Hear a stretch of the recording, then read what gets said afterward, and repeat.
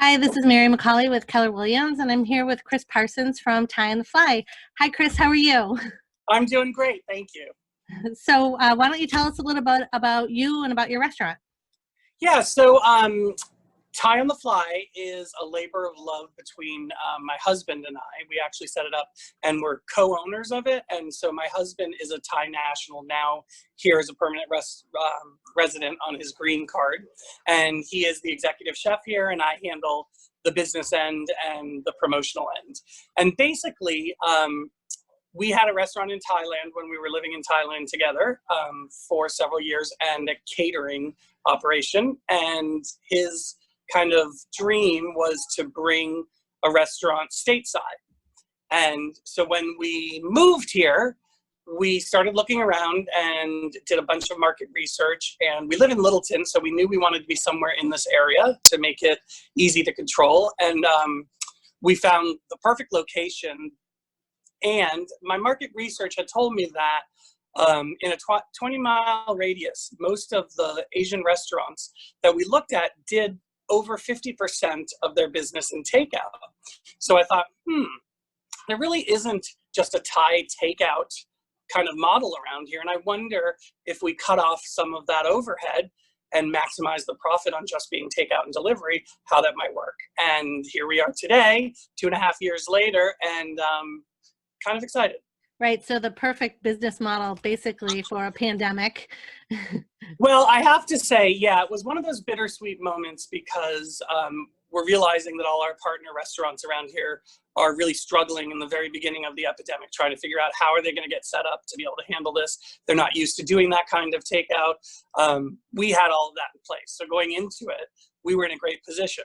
What we didn't have is we didn't have the exposure as much because we're just a little one-off brand new restaurant here that our locals love and are wonderful to us and come back and come back and come back and support us a lot. But we hadn't really gotten the wider view of the community, and we didn't have tons of money to put into advertising.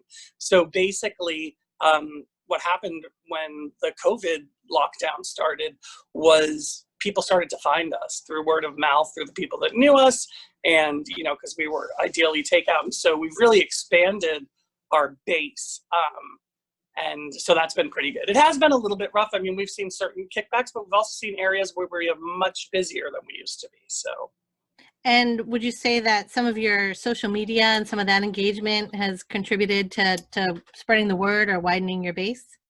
I think so. I work really hard. I was a marketing major for my first undergraduate degree, and I love that. And so especially I'm really pushing the Facebook page and the Instagram page, but our Facebook page has a pretty big following, and I like to do all kinds of promotional things. With the COVID lockdown, we've been doing some scavenger hunts and different games, with gift card giveaways and things like that. And we've also been trying to give back to the community as much as we can. We've been working with Operation Feed the Soul, and which gives out meals to our hospital area workers on the front lines. And so we've been happy to be a part of that as well. That's wonderful. So I really appreciate your time today. What is the best way for people to follow you? I know you mentioned Facebook and Instagram. Do you guys have a website as well? We do. So it's tieonthefly.com. And it has all the information you need to know. Like I said, our Facebook page has all kinds of promotions going on, but I also keep the website up to date with the promotions that are happening. So that's the best way to get in touch with us. We have a great online ordering platform. So if you go to our website and you click on online ordering, it'll take you there. You can see pictures of all of the dishes that we have. You can order, pay for it online, and come in and pick it up. If you want to deliver, we do a third-party delivery service with DoorDash. So you wouldn't go to online ordering, you'd go to the delivery tab on the website, and that would bring you through to our platform with DoorDash where you could get it delivered. Okay, and if I was going to order one thing from you, what would be the number one have to have? Well, it depends on how adventurous you are and how well you know Thai food. Of course, our best seller is pad Thai because that's what everybody associates with Thailand. If I were to expand your horizons a little bit more than that, I would say our pad krapao, which is really good, which is like a spicy vegetable and whatever protein you want, stir fry with fresh Thai basil and chili pepper. Okay. And the one thing that people really should know about us is that we are absolutely much, much spicier than any area restaurant. So we can adjust our spice levels to your liking, but it's always tough the first time you come. Our spicy dishes, we send to you at a level 2 out of our 0 to 5 scale. Okay. And our level 2 is more like a 5 in a standard Chinese restaurant. So it's kind of finding that balance your first time. I always tell people, don't go above a 2 or 3, even if you think you're spice aficionados, because save that for the second time when you come back. Absolutely. Okay. Yeah. All right. You can't, if it's too spicy, you can't eat it. And if it's not spicy enough, it's still flavorful and you can eat it.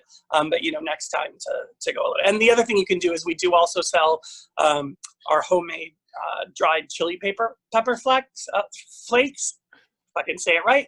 So you can also, for $1, buy a little container of that, and you can spice it up yourself when you get home. Okay, sounds great. Well, thanks again, Chris, for your time today. And everyone go eat at Thai on the Fly. Yay! Thanks so much. Thanks. It was great talking to you.